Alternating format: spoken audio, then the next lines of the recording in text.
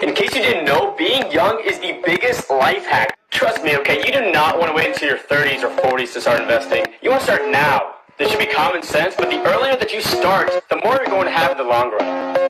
Investing.com is a free app that'll teach you everything you need to know to get started.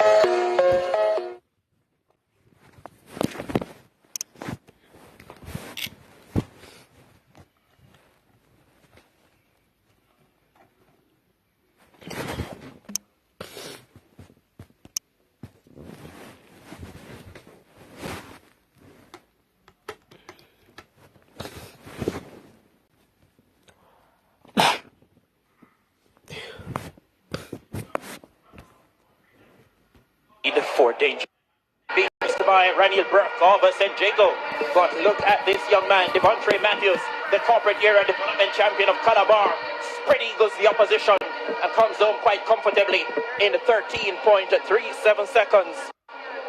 Second going to Burke in 13.78, completing the trio for the final. Campbell in 13.89. You know, sometimes you need to just get out of the trouble, get out of the way of the trouble. Unbelievable. Hurdle number one, both Mark Daniel Allen and Ben KC stop. Allen is able to continue, but Matthews worried at all. Stepping, he wins and wins comfortably. Second, Raniel Burke of St. Jago said they delivered as required and expected. But whatever happened?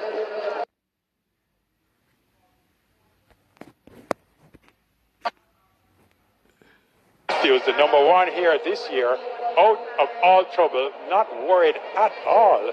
Stepping, he wins and wins comfortably. Second, Raniel Burke of St. Jago said they delivered as required and expected. But whatever happened to Brandon Bennett? To the first hurdle and gained no momentum whatsoever. From my naked eyes, I can see that he cut the second stride. It's actually landed in the same spot. Bruce, he didn't open up to get to distribute his strides to the first hurdle. But we'll talk about that. So unfortunate. Got to pick up the pieces and move on. 13.37 for Matthews, 13.78 for Burke, 13.89 for Campbell. The top three are through to the final of the class 3 boys 100-meter hurdles. Which suggests that Barnett of Calabar and Williams of JC from Semi 1 will also go through to the final. The adjustment now is from 100-meter hurdles to 110-meter hurdles for the class 2 boys, and the hurdles go up again 1 to 36 inches. And the distance, we add 10 meters to the race. Yes, 110. There is Bruce, no this way event is so technical, Bruce. It's really, sometimes I wonder, why did I choose this event? You know, because as I said, you work so hard and you sacrifice so much, and then it just comes down to very small margins or no margin whatsoever. I said earlier, the hurdle event allows, there's no margin for error. One mistake, there's no recovery, and you just got to get back to the drawing board and start all over again. You mentioned cutting his stride. Meaning, what exactly is it that you have a two-step between? Is it that you train with your strides being a certain distance between hurdles? Yes, the hurdles is all about strides and rhythm. So you notice we take 8 strides to the first hurdle, and between the hurdle it's 3 strides. So that trailer comes around, and when that leg land, that counts as a stride. That's the first stride, and then there's 1, 2, and up again. And that's the rhythm. That's the hurdle rhythm. And what Bridget was saying is that to the first hurdle, he took 10 strides instead of 8. Yes. So he doubled up. He kind of stutter-stepped. That's Mark Daniel Allen of Woolmers going into that first hurdle. Bruce, Renato, and Bridget, a good friend of mine sent me a message. He was saying, based on the plethora of false starts, he believes the strength, upper body strength, the shoulders of the athletes are a little weak. I put that to a top high school coach. He said, no. He believes that the athletes are anticipating the starter's gun instead of reacting to the gun. We also have to point out, and Bruce, correct me if I'm wrong, the starter, I spoke to a senior starter. He said when the starter says on your mark, set, after that the starter has 1.5 to 3.5 seconds to press to fire the pistol. It's up to the starter to use his or her discretion. No, there's no rule that says 1.5 to 3.5 seconds. What the rule says is that the starter must see that all athletes are steady in the set position. That's what the rule says. It's not 1 second, 2 seconds, 3 seconds. No. In general, you will find that that decision will be made in about that range. But the time that you hold athletes in the set position for the 4x4 is significantly longer than the time you'd hold them in the set position for the 100 meters. The primary reason is it takes longer to be able to confirm that all 8 athletes are in the set position in the 4x4 versus the very narrow window that you look at when you're looking at the 100 meters. Yes. But there's no 1.5 second rule in the World Athletics rule book for the start. Okay. It could be an individual issue as well. The athlete could be nervous and just not able to get settled for the starter. And, you know, like the young lady from St. Diego earlier, it's clear that she felt a little bit of pressure and the occasion was an issue. She just rolled out of the blocks. She was never settled in her blocks. She seemed to stumble. Yeah, that's a heartbreaker. I mean, she's the number 1 in the island for the hurdles, and didn't even get to run in the heats. Yeah, it's tough. And in a situation like that, you tell an athlete to raise your hand. It's almost, not impossible, almost impossible when you're in your set to raise your hand, because you're then looking at what Spencer was saying. You're now using your upper body, your shoulders, your hands. When you're on your marks, it's very easy. And your center of gravity shifts forward because of your position in the block. And the rule also says once you get to the set position, guess what you're to do? Nothing. Nothing. You are to do nothing. Nothing. So Mr. Steve Francis, Vincent Frano, Steve Francis the Great, he told us, or he would tell the athletes, do not anticipate the gun. He would say, Bridget, you're not deaf, you'll hear the gun. That is his favorite line. You will hear the gun. Just listen. Just listen. As you speak about Stephen Francis, I remember hearing a discussion that, you know, a lot of his athletes generally have good starts. Is it different how he prepares his athletes in terms of anticipating I shouldn't say anticipating the gun. Let's move to the class 2 boys 110 meter hurdle. So it's Williams, Black River, Wallace at Jamaica College, Palmer, Very Technical, Gordon from Kingston College, Williams, St. George's College, Gordon from Mona, and Bailey from Kingston Technical. I guess what I'm trying to ask, Bridget, is that how much emphasis does he place on getting a quick start? Well, he places a lot of emphasis on the start. He spends a lot of time preparing us and going through the details and different phases of the start and teaching us the discipline of being disciplined and listening for the gun as opposed to anticipating the gun. And, you know, he's an exception with a lot of things. Okay, so there, Shadik Williams from Black River. This is Christian Wallace from Jamaica College. Sean Palmer from Very Technical. And it's the first time that we're seeing the class 2 boys in the 110 meter hurdles. Taj O'Neill Gordon, the outstanding Kingston College athlete. Number 1 this year, 1379. And he comes in undefeated. Francisco Williams from St. George's College. North Street Clash. Francisco Gordon, one of the top hurdlers. He has done 1434. Marcus Gordon from Mona High, and then Ajani Bailey from Kingston Technical on the outside.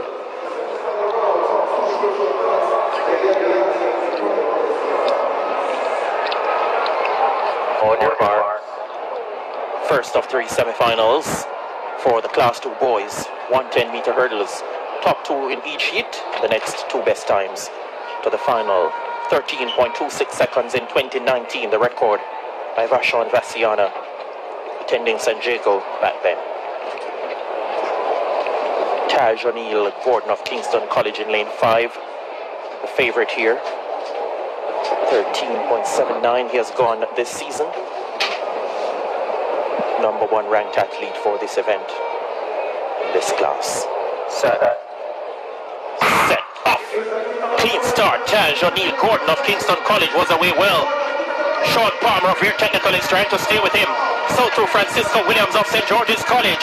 But Taj O'Neill Gordon of Kingston College is in command. Shuts it down. That's a confident performance. He's the top ranked athlete in this event. And he topped that semi-final in 14.20 seconds. 14:38 for the runner-up Palmer. And 14, that's Sean Palmer of Veer Technical taking second. Taj O'Neill out first hurdle, will not be troubled, snapping down his right leg lead. You can lead with left or right as you see fit. Palmer from Veer Tech came in the second fastest time in this heat, 14:29, goes on to run 14:38. O'Neill taking it as easy as he can, getting to the first hurdle first, can maintain his own rhythm, Bridget Foster Hilton, not worried about anyone else or anything else. And by the time he gets to hurdle 9 and 10, lots of focus there. And he clears the last hurdle and walks across the line, looks to the clock. He knows he has done 13:79. He knows he's the fastest in the country this year for the Class 2 boys. That was just getting to the next round. Taj O'Neill Gordon from Kingston College, 14.20. Sean Palmer from Veer Technical, 14:38. Francisco Williams from St. George's College, 14:54. Christian Wallace from Jamaica College will have to wait to see if 14:90 is good enough. So too Marcus Gordon. And the outside. This now is at semi-final 2 of 3. Shakes Jonathan Grant Johnson from William Nib, Walters, St. George's College, Dwyer from St. Jago, Pecco from Calabar, Stewart from Manning School, and Hemmings from Charlemont. Big sprinting here from STGC again. Jazzy Walters, Michael Dwyer from St. Jago, also a sub-14 man, and Jamaica Pecco of Calabar up at 14:40. One of the utility athletes at Calabar. There on your screen, we've seen Jazzy Walters of STGC. Really quick, 14:24. He hopes to go sub-14 and solidify his spot in the final. Again, viewers, listeners, because it's 3 semifinals, only the top 2 are guaranteed a spot in the final. That's expected to come from Michael Dwyer in the center from St. Jago. And the others will go through on time. The next two best times, Bruce. What is the win rating like down there? Negative 2.5 was for the semifinal 1. So look here at Jonathan Shakes from Jonathan Grant. You know, if my name is Jonathan, that may be the school I choose to go to. Jonathan Shakes attends Jonathan Grant. The JG on his chest. Shea Johnson from William Nib. Tall, lanky, not very quick, but he can get the job done. Jazzy Walters, St. George's College. His 14:24 makes him the second fastest in the race. Michael Dwyer from St. Jago. Second to this man, 13:85, his personal best.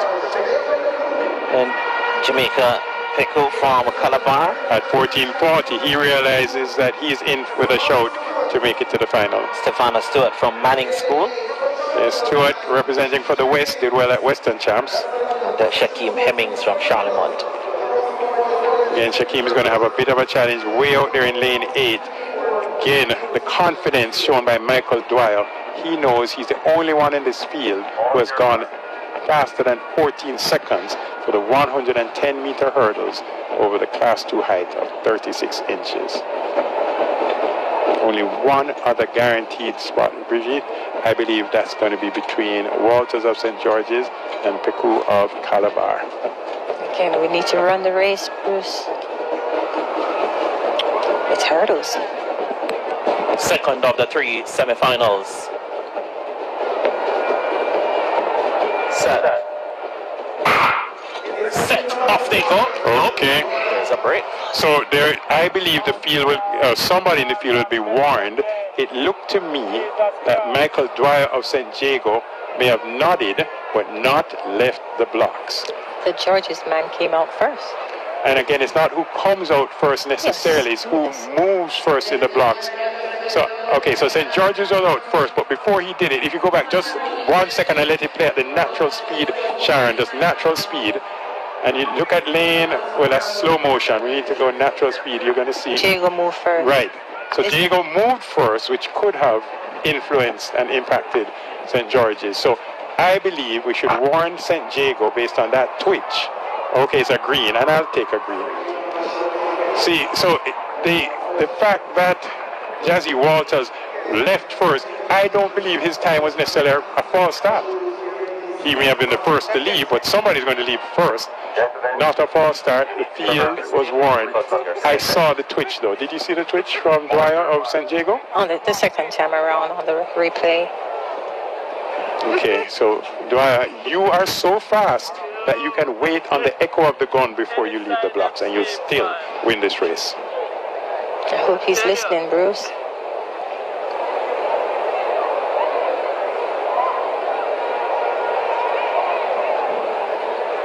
Semi-final 2 once again. Ready for a start now. Dwyer off St. Jago is out and about. So too Calabar's Jamaica Pico and Dwyer. Dwyer steps forward ahead of the rest now. This is Dwyer from St. Jago. Michael Dwyer. Oh, he comes home in a confident mood once again. That was a solid performance from Michael Dwyer. Came into the race as the fastest and the second ranked. Overall, he gets there in 14.05. Pecco in 14.55. Those two are into the final.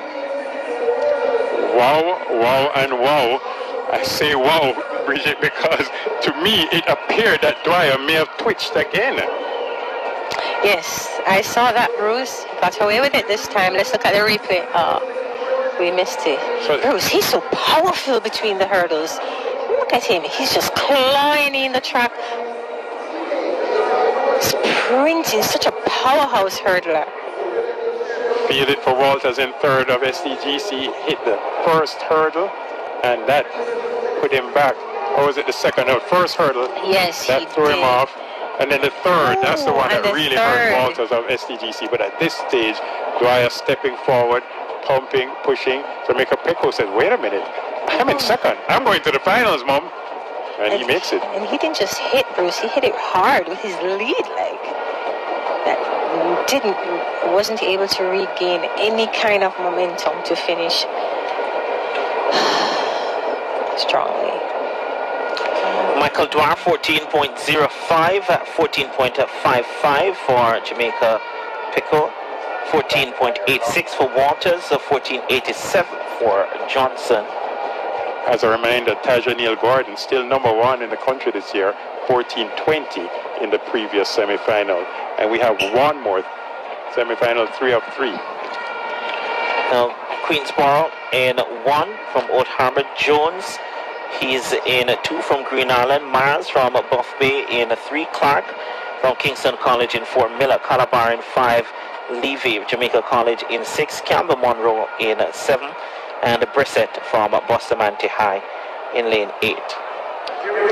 This is one of those traditional clashes, a KC Calabar clash. Do they throw each other off, or do they motivate each other? Do they help each other go faster? The 2 seeded runners here, Jonathan Clark KC and Robert Miller Calabar. You won't see them holding hands going across the line, I can tell you that. This is Queensborough from Old Harbour. Jerron Jones from Green Island.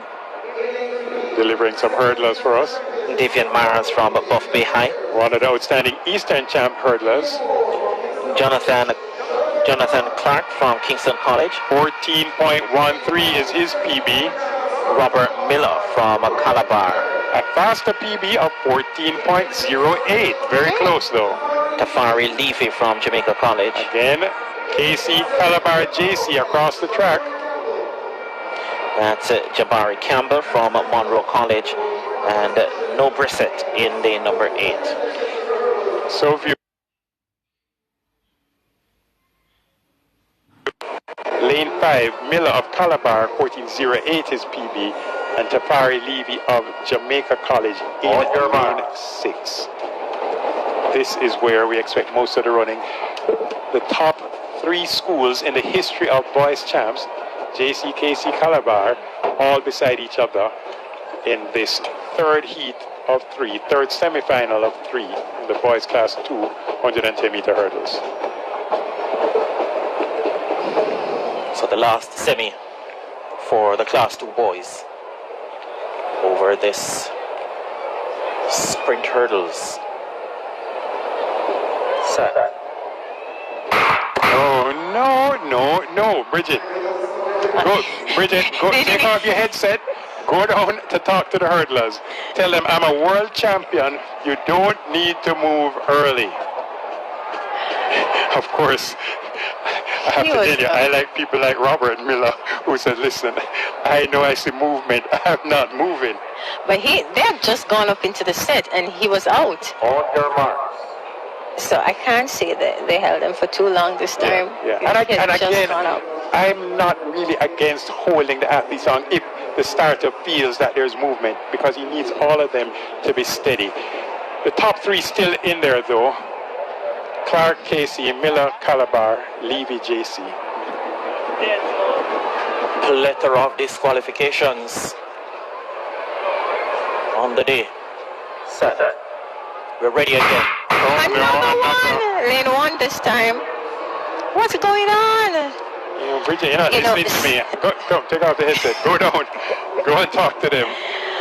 Bruce, something that worked for me as a hurdler, or as an athlete when I go into my starting blocks, I try to think about what I want to do when I hear the starter and totally distract myself from the starter's pistol and the sound, or I think, am I going to push, am I going to swing, push and swing, whatever, and I'm rehearsing that mentally until the gun goes off. Yeah, well, lane number 1, Queensborough of Old Harbour, was not rehearsing that mentally. He was actually looking up, which is one of the things that you never, ever, ever do. You don't need to look up. The track is there. You saw it, Bridget? I mean, well, we won't see it again. His championships are over. Definitely. But his head was up. He was looking ahead. No need to look forward until you're out of those blocks. That's coaching, though. And in fact, many of the best sprinters don't look forward until they get to about 30 or 40 meters into a race. My word, 2 disqualifications. It's threatening to get theatrical. Can we get a clean start now? Set. Yes, we can, and we will. Calabar's Robert Miller. Kingston College's Jonathan Clark. Makes a call now, but Miller from Calabar. Miller goes away from Clark of Kingston College. Miller of Calabar and Clark of Kingston College. The top 2 here into the final. Miller gets home in 14.05 seconds. That's a new personal best for him. Clark second, 14.49. Leave it third, 14.97. 1, 2, 3. Calabar, KC, JC. The same time as Dwyer. Here we see it. Only 5. The best start, obviously, from Robert Miller of Calabar. He's the fastest coming in here, closely followed by Clark of KC. Hurdle 1 first, right leg lead versus a left leg lead. But there's no way Miller was going to relinquish this lead. 1, 2, 3 hurdle, 1, 2, 3 hurdle. And you can even see the rhythm, quicker, faster, a kind of more deliberate, slower pace there by Clark of Kingston College, both safely through. Isabella 14.05, the winner 14.49 for Clark. Those top 2, 14.97 for Levy, 15.96 for Campbell.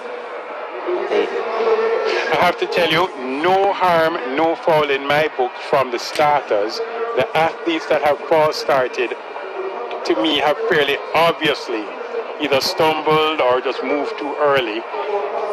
Bridget, I'm not going to argue about the hold. We're going to go down to the mixed zone because I understand we have the winner of the Class 1 girls high jump competition.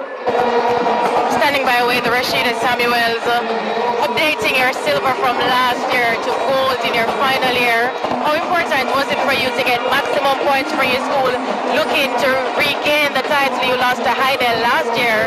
And what's the mood like in the camp? You've been leading since day 2.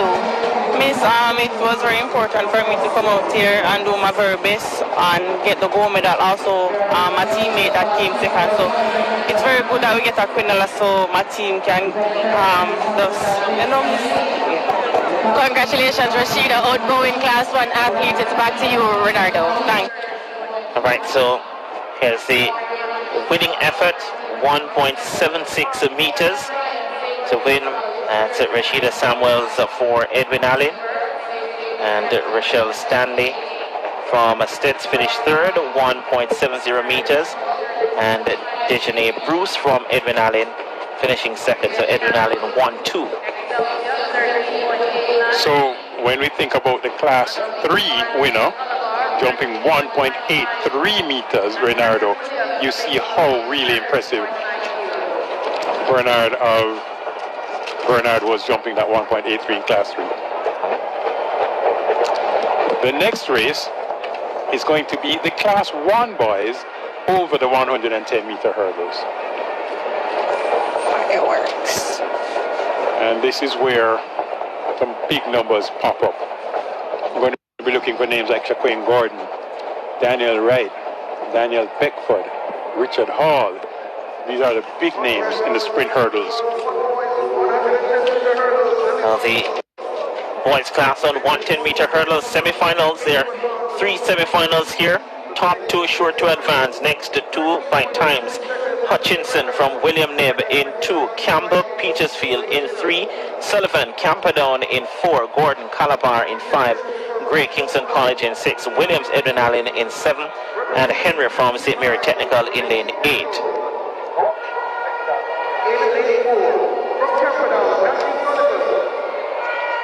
The record 13.06 set by Wayne Pinnock. Back in 2019, Wayne Pinnock, now one of the best long jumpers in the world, getting silver last year at the World Championships in Budapest. But he has a hurdle record and a long jump record right here in Jamaica Champs. So missing is Hutchinson from William Knibb, should have been in lane 2, and Henry from St. Mary Technical should have been in lane 8. We do have Campbell, Sullivan, Gordon, Gray, and Williams. On your marks. Shaquille Gordon from Calabar in lane 5. To focus on the mission ahead. Made it to the 100 meter finals here. So he has a raw speed in his first year of Class 1 and made it to the 100 meter finals, and says, I'm the fastest hurdler here, having already done 13.32 this year. The runners settle once again now. First of 3 semis for the Class 1 boys. Away they go. Fabulous start by Shaquille Gordon of Calabar. He has stepped ahead of Camperdown's Matthew Sullivan. Shaquille Gordon of Calabar on top. Sullivan is trying to close the gap, but he can't get back to Shaquille Gordon. Fine performance from the Calabar man. The Class 2 champion from last year is into the Class 1 final this time around in 13.50 seconds. Sullivan in second in 13.73. The top 2 there into the final. Sullivan came in with a time of 13.60 and delivered well. Bridget, tell us about Shaquille Gordon, first over hurdle 1. A very messy race for him. I'm sure he's not happy with that race. He will need to clean up, tidy up that lead leg coming into the finals. Ooh, there he is hitting really hard. He hit like four of the 10 hurdles with his lead leg. So he will need to go back and tidy up that for the final. But he qualified. He's in it.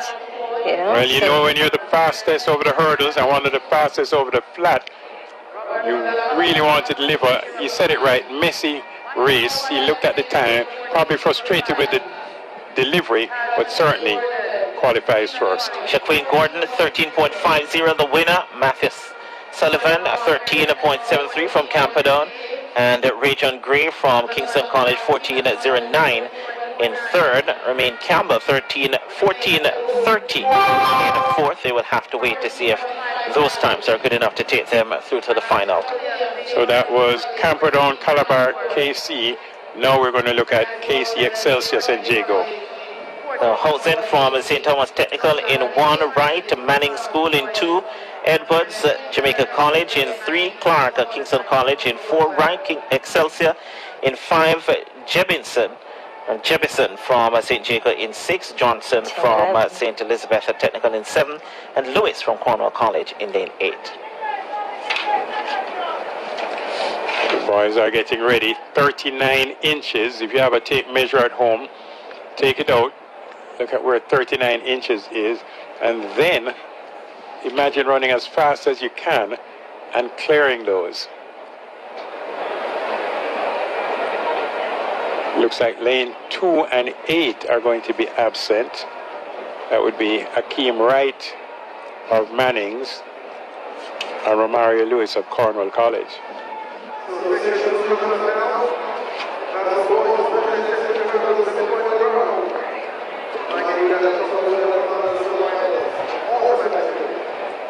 I look here at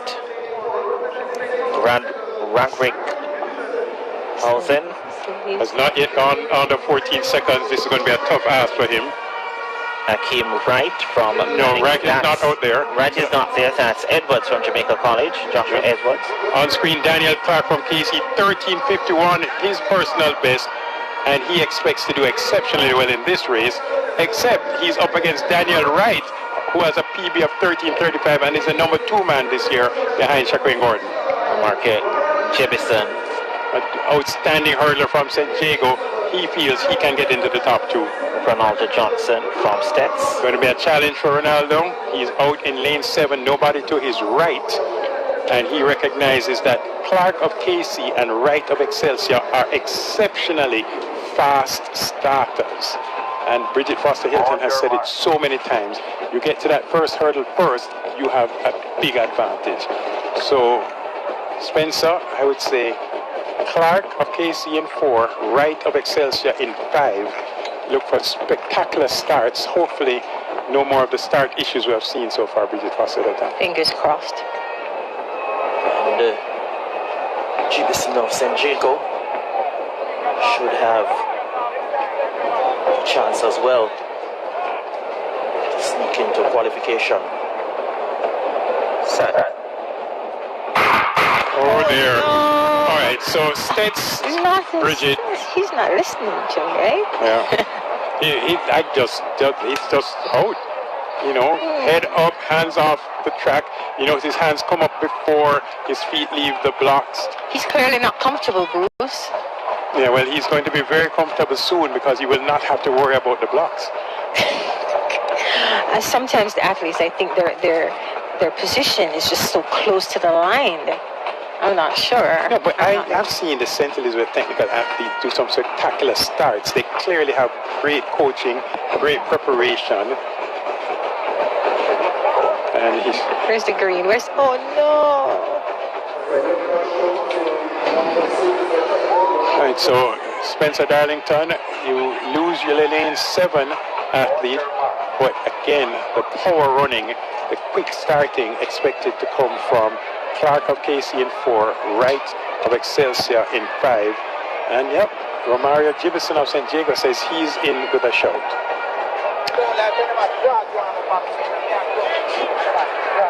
I wonder if we have ever had so many disqualifications in one day at Champs. We need to check this.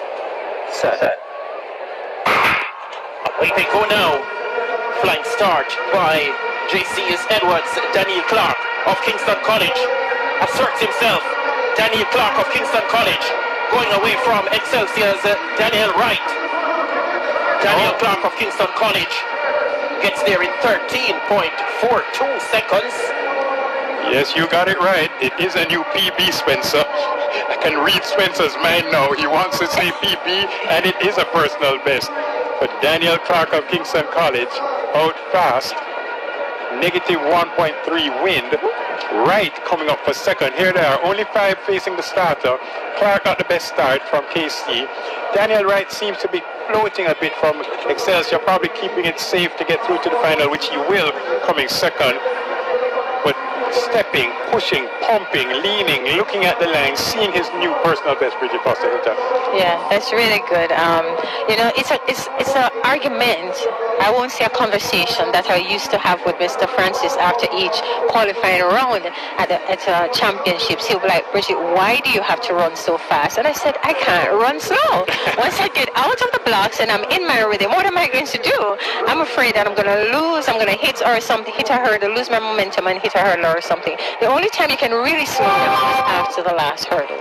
That's a Clark. Didn't slow down. 13.42 right, 13.99. Those two below 14 seconds. Joshua Edwards 14.25 and Jemison 14.37. So the final, semi-final, the Class 1 boys 110-meter hurdles. Dunbar, Green Island, Moody, Herbert Morrison, Braham from Calabar, Hall from Excelsior, Beckford, Jamaica College, Brooks, St. Elizabeth Technical, Bennett from Hydel, and Nicholson from St. Thomas Technical. Anybody seeing the full moon, or is it just me? So unlike the 100 meters where it's more controlled, the hurdles is not like that. So you'll find that these sprinters who are in good shape will be running really fast, even though it's just the qualifying round, because they're into their hurdles rhythm. Rhythm is key. Rhythm is the answer.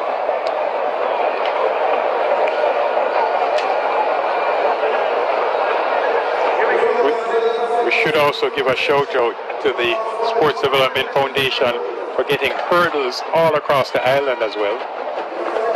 You can only become a hurdler if you have hurdles. You saw there Moody from Herbert Morrison. This is Braham from Calabar. Trying to get below 14 seconds. That should get him into the final. Richard Hall from Excelsior. Super sprinter, Richard Hall, super hurdler, 13.50 at his best. Daniel Beckford from Jamaica College. Daniel Beckford said, I have run 13.44. That's where the speed will be.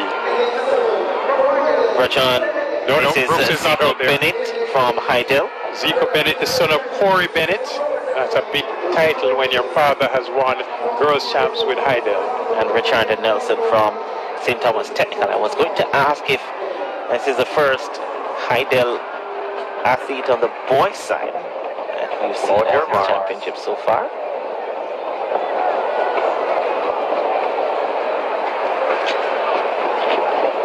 So Spencer, Richard Hall, quick starter. Daniel Beckford, even a little quicker. And Zico Bennett, very great technician. Bridget, this is your opportunity. Bennett in lane 7 from Hydel, great technically, doesn't have quite the speed that Richard Hall in 4 of Excelsior, Beckford of JC in 5 have. Beckford and Hall, the numbers 3 and 4 ranked athlete this season. So coming into champs for the event. Away they go, clean start we've had. Jamaica College's Daniel Bedford is out and about, being chased by Calabar's Zachary Graham. Also coming on, Excelsior's Richard Hall, but Jamaica College's Daniel Bedford comes home solidly. 13.60 the flash time officially. It's now 13.59 seconds. Second in 14.29 goes to Richard Hall of Excelsior. Those two will be in the race to decide the medals. The finals have now been determined. Favorites all made it through from semi-final 1, 2, and 3. In this final one, Bridget, we said it before the race, Daniel Beckford, the fastest starter. Again, you can see he rises first to hurdle 1, hits hurdle 2, hits hurdle 3, hits hurdle 4, but still moving, hits hurdle 5. He clears 6, hits 7, clears 8, hits 9, and hits 10. Oh my goodness. Hall just behind him from Excelsior had a big problem at hurdle 9, I think it was. But yeah, that was it, almost fell, got over 10. No, it was hurdle 8, got over 9 and 10 safely for second place. But he's fast, Bruce. As you said, speed kills. And he's hitting the hurdle, but it wasn't slowing him down because he's so strong and powerful. And he was hitting with the thigh, the inner thigh. So, again, we like hurdlers that are built like Beckford.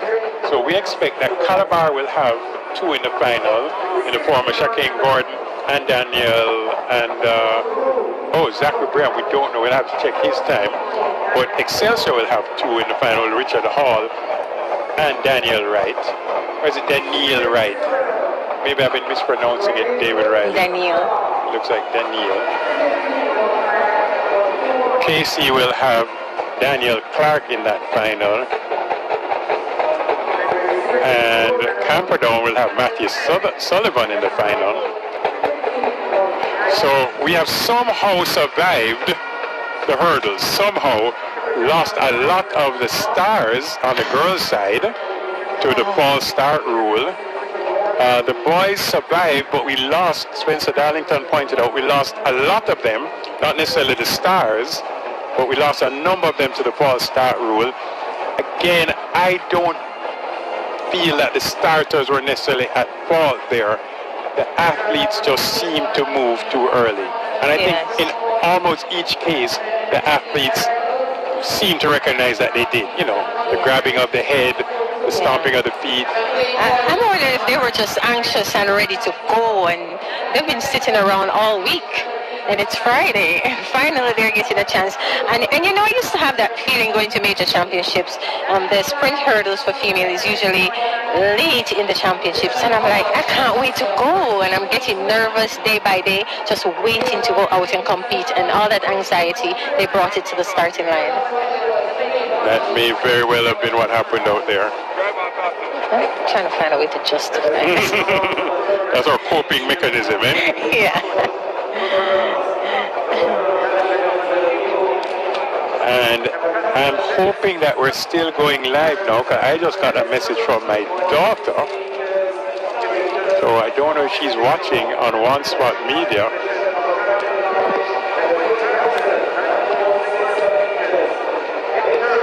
And now we need to start talking about what happens with the rest of this evening. We got a redrawn, Renardo, you got the 200 meters. No, well, we have the sprint medley. We have a lot of action. We have the 400-meter hurdles. We have the steeplechase to come. There's lots to come. My understanding is that the meet won't end till close to midnight. When do we end tonight? We end when we leave.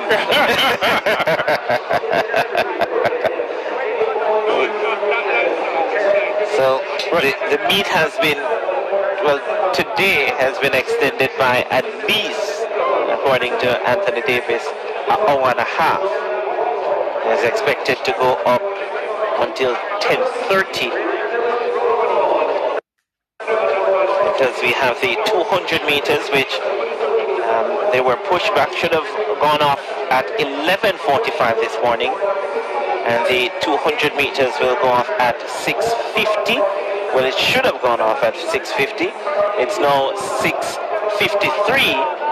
And the blocks have been moved around to the 200-meter start of the girls' class 4, 200 meters.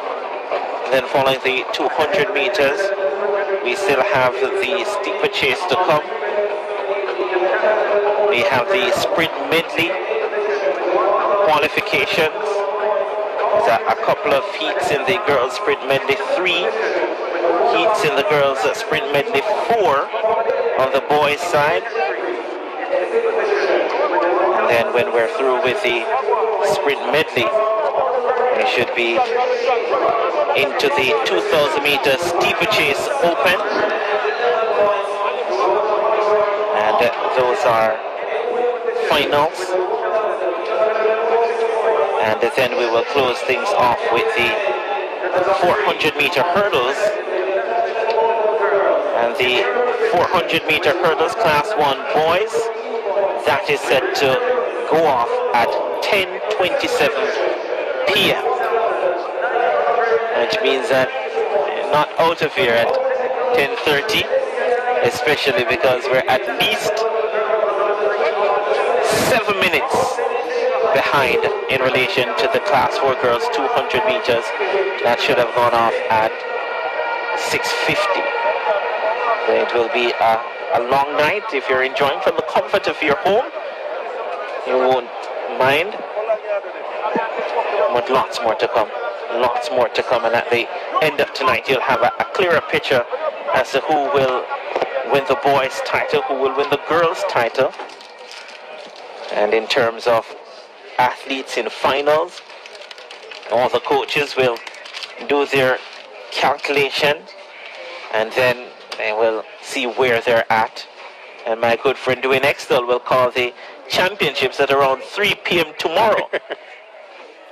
He's already warming up. By the way, Television Jamaica Limited has exclusive rights to broadcast the Issa Grace Kennedy Boys and Girls Athletics Championships 2024 on free terrestrial television, radio, cable, the internet, mobile, social media, and pay-per-view. Any unauthorized broadcast of this event would be a violation of TVJ's rights, and responsible parties will be prosecuted with the full weight of the law.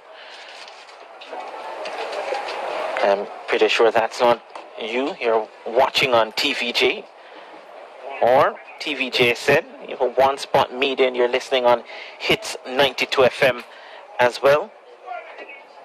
Brigitte Foster Hilton has deserted us, and Coach Maurice Wilson has joined us. Spencer Darlington will also take flight quite soon. Dwayne Extell has been warming up for the last 30 minutes. Well, if Dwayne Extell is warming up, that means I need to jump off. And Jordan Ford will also be taking over. I'm seeing Jermaine Brown as well. This is starting to look like a very athletic unit that is coming on now. A 4x1 team? Or 4x4. It sounds as if Coach Maurice Wilson will be leading off. Handing over to Jermaine Brown. and Jordan Ford, and of course Dwayne Extell will anchor. Jordan runs the second leg. Well, if it is a 4x4, at least it's justification why we're ending at 10:30 tonight. But so far, Coach Wilson, we get prepared to see the 200 meters starting with the Class 4 girls. But based on what you've seen from a technical standpoint, we've just seen the sprint hurdles, and we have the discussion on air about the number of false starts that we've seen. How do you adjust that? How do you fix that with these athletes? Is it a situation, can it even be fixed? Yes, it can be fixed, as it has to be practiced in terms of the different starts in training. Not allowing the athletes to become accustomed to just 3 commands. So the commands are varied. You give them drills that can help in terms of their reflex, and just keeping them calm under pressure, especially when they're going into a finals. It's extremely important, as one of my good colleagues said a while ago, Ronaldo, that for the hurdles, get them to run to the first hurdle more than 1 time so that they can develop their rhythm before they actually start. Dwayne Extell is coming in, Jordan Fort is coming in. Dwayne, have you ever false started at a championship? Since I'm getting to speak first, I'm the second leg behind Coach Wilson, who led off the discussion brilliantly, and I'll continue. I've not false started at a championship. I false started at a meet though. At the time, Coach Burt Cameron was the coach, and he at that time we had 2 false start rules actually, so I wasn't kicked out of the race. That was back in 2007, and I'll hand over to Jordan Fort. We'll run, as usual, a stout 3rd leg. Slow exchange there. Yeah, no, what the problem though is, Dwayne, I would advise you to put me on the anchor leg, because I don't want the team to be disappointed. If you put me on any other leg, the baton will not get there. So put me on the anchor so everyone gets a chance to run. Well, I think you'd run a great 3rd leg. I mean, I'm more worried about the anchor leg as you get ready for this stretch of the broadcast. Yeah, but we're getting ready for the heptathlon girls 200 meters. Yeah, and it's so difficult for us to keep up, even up here in the commentary position, doing with what's going on, because the entire day has now been thrown out of whack because of the scheduling issues that they've had.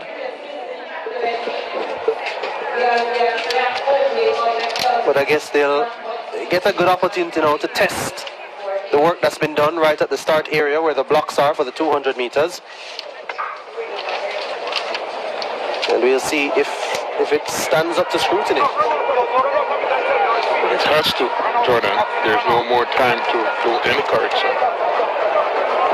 Well, they have a reserve day, Sunday. I don't get paid overtime. So I'm just putting that out there. No, but you know, and here's the thing, you just wonder with all these delays for the combined events doing, like the deck, which ended yesterday, the hip, which started today, they're very much time sensitive. You can't put off one of the events into another day, because then it damages the integrity of the competition. It has to be in a certain sequence. And it has to be spread over 2 days. So the fourth event for the heptathletes, and then 3 more tomorrow. So you couldn't change it, for example, and then have 3 today and then 4 tomorrow. That's not how the competition is structured. Well, I wonder though, if in circumstances like these, if things can be considered, given that we are dealing with youngsters here. They are not yet professional, though they are treated like professionals with this one false start rule. Isn't it possible? As Constable of Excelsior on screen. Yeah, she. And these qualifiers, extenuating circumstances for sure. Yeah, and I think there must be consideration for the overall well-being of the athletes, and also the patrons who are here and will have to be here till late, those who are diehard to the sport. But guess what? It works in favor of some, because the ones who had to leave work late and probably said, well, it doesn't make sense to go to the National Stadium, now they can get here. They've got lots of time. They probably still went home. All right, so the heptathlon girls 200 meters. The girls are on track now. And it seems to me as if there may have been some further adjustments to the heats, or to the sections, the different sections, and what we have here on our sheets. Yeah, and that would have been turned around because of how the different events would have been developed. Because in this first heat, Omarion Constable, she should have gone in heat section 3. She stays in lane 7. But Raquelia White of Titchfield, she's out there in lane 3. She will set for section 3 in lane 2. Janae Williams of Westford is now in lane 8. So section 3 is going, well, people from section 3, they're going in section 1. That's 27-26, that's Williams. Yeah, Constable on screen. She has 2 twin sisters, younger twin sisters, who will be coming up in the ranks soon. Look out for them. 1681 is Shelia McCoy of Convent of Mercy Alpha. And this now is 2287. Old Harbour High School. Annalise Carnegie. Say Marie Jarrett of Mona.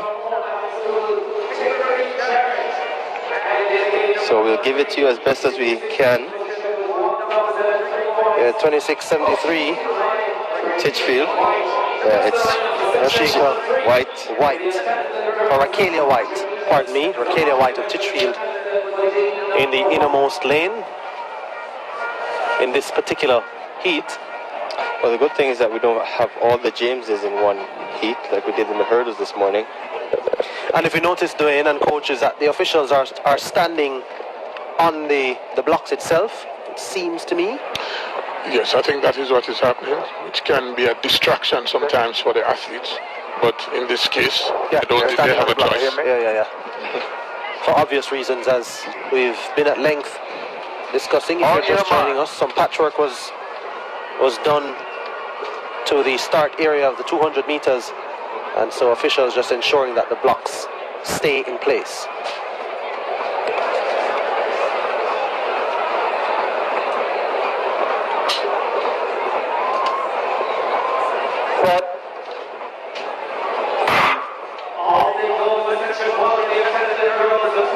And so they've been sent away and running, and Titchfield's White is running well, but look at him, Marion Constable of Excelsior speeding around the bend. Constable marching, Excelsior, and in this first section, Constable of Excelsior is taking them home. White of Titchfield is following her home, but it's Marion Constable, Excelsior. And she led her team admirably at the corporate area championships, and here she is with an inspiring run in the heptathlon girls at 200 meters.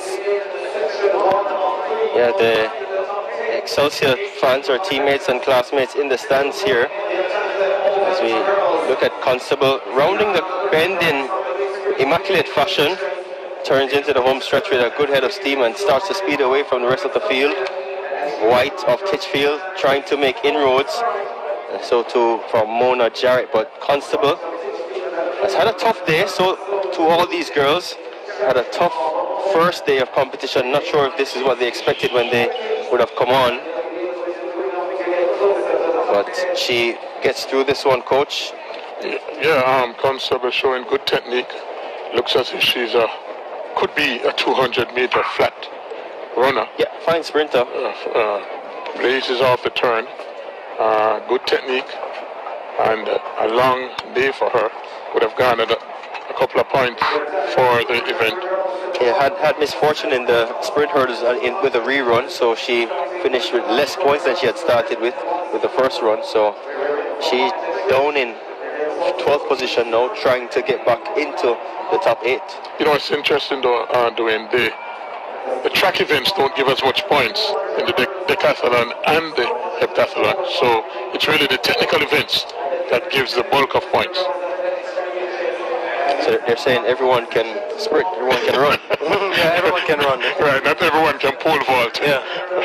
And that is why the discussion about the long jump, to change it from the board to a zone, is difficult for me to accept, because it's a skill. You know, I really try not to entertain that conversation. It's so distressing. Well, so distressing. You'll soon have no choice. You'll soon be getting questions left, right, and center about it. Very distressing conversation to have.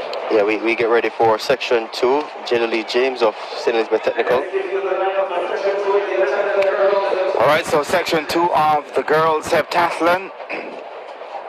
That is the 200 meters. About to get underway. This from the Queen's School. Tanika James lined up in lane 8. From Clarendon College, McQuay Harrison. Yeah, Harrison sitting in 9th at the position right now. And from Very Technical, this is Odessa France. Yeah, she's in 8th. From William Nib, Amelia Jeffrey lined up in 4. Sits in 7th position. This now from Port Antonio, Safia Bennett. Bennett in 10th position. And from Stets, Jada Lee James. She'll be traveling from lane 2. Section 2 of 3. The heptathlon girls, the 200 meters, is about to get underway. Looking also to see how the patchwork will hold up as it's put to the test. On your mark.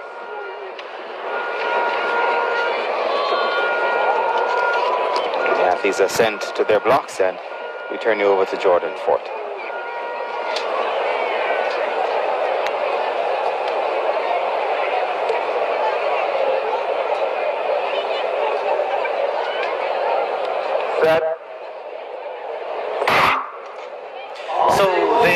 off and running in the second section of the girls heptathlon, 200 meters. Look at the athlete here from Vert Technical, it is of France, and William Nibbs Jeffrey. So Amelia Jeffrey of William Nibbs steps away from France, and she's now extending that lead. Is Jeffrey of William Nibb gets there easily ahead of France. 25:02 is the flash time for Jeffrey of William Nibb. 25:02 officially, and she too, one of her better events, the 200 meters. Fine hurdler she is, and she didn't get the best of starts.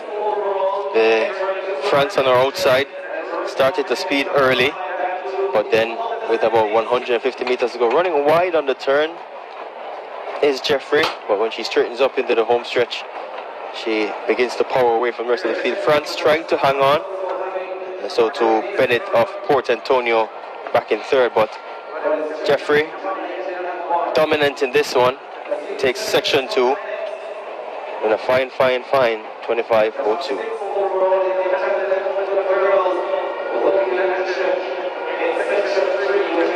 And section 3 will feature the top 6 overall. So getting an aerial view there of inside the National Stadium.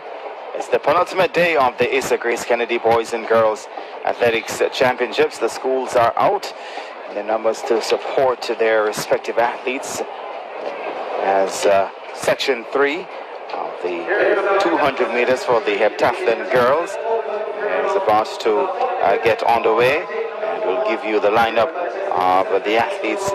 So looking at Joanna Whitehorn there of Heidel. I'll give you a run through. This is Rhiannon Lewis now of Rhodes Hall, athlete 23:49. Lewis of Rhodes Hall.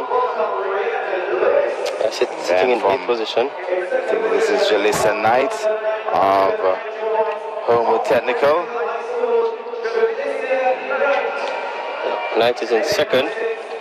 From Mount Alvernia. 2267 from Mount Alvernia. Right. Jayla Shea Wright, yeah. Yeah, right in 6th. And from Heidel, Joanna Whitehorn.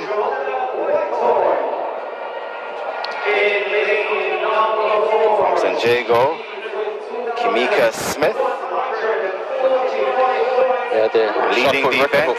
Shot put record holder from class 2. A new shot put record holder as well. Having an outstanding championship thus far. It's now from Edwin Allen, Ishna James. And those are the athletes who will go in section 3 of the 200 meters for the heptathlon girls. Yeah, and you suspect that Smith got some big points in the shot put section of this event. She the leader going into the 200 meters.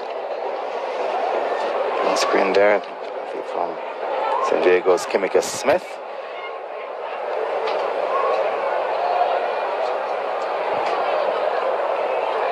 So third and final section of the heptathlon girls 200 meters, the fourth event for them, fourth and final event of day 1.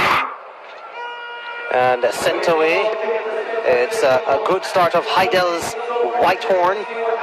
And look at Smith now, trying to get back into the picture on the outside. That's Homewood Technical's Julicia Knight. Rhodes Hall's Rhiannon Lewis also dangerously poised at this stage. Here comes Knight to Julicia of Homewood. And look at that charge from Lewis on the outside of Rhodes Hall. Knight will hold on and get there ahead of Lewis of Rhodes Hall. Getting there ahead of the early leader of Heidel Whitehorn.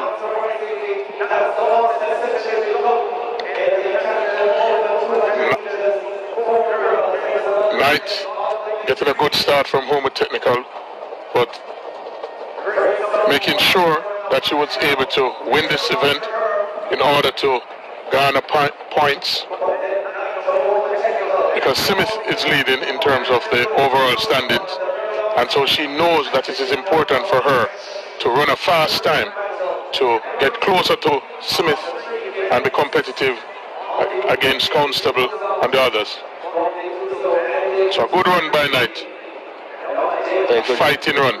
if I should say. Yeah, good run by Knight indeed, and great close from Brianna Lewis of Rhodes on the outside. Nice closing speed from her. A hard day of competition to win. And it was made unnecessarily difficult